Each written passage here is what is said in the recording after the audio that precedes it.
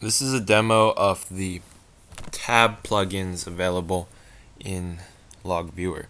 It'd be pretty boring if the user were only allowed to use scripts to do things, and partially because users can't always figure out how to write scripts on their own. There are plugins that are also available for the user to use, and these plugins act pretty much as part of the program. So in this case, we have two plugins installed. These plugins are listed under the available plugins list, and to install another plugin, all you do is you go to the Logviewer installation folder, click tabs, and inside the tabs folder you just paste the plugin there. So here there's the two jars for those plugins. We're going to demo the code plugin first and then the image plugin to show the versatility of the program. So we specify structure, open a file, given sample logs 1. This particular file is one that has many revisions of Java code. To open the plugin, you select or highlight it, and then you click the open button.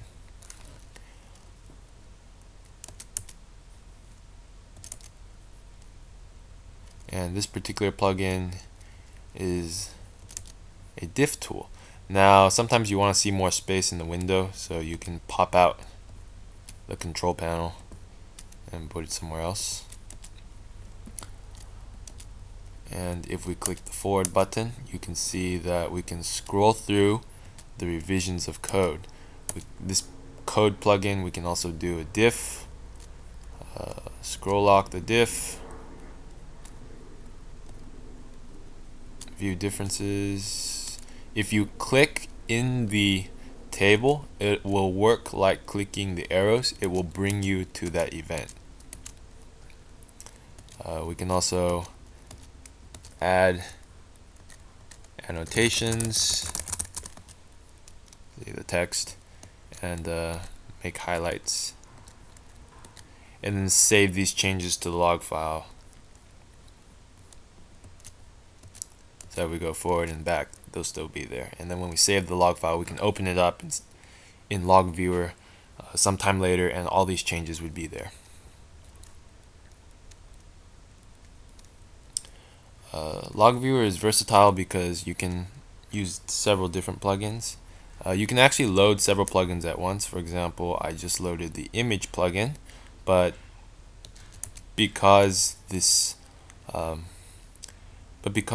log file is not meant to work with the image plugin, nothing happens when you do that. To close a plugin, you just select it and click the close button, and that tab will close.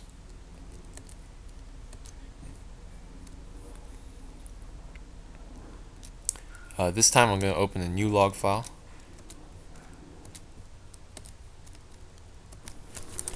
Its structure, its root name is called album, and its event is called pick. And this is the log file that I will be opening. This particular one contains, each event called a pick contains a file name.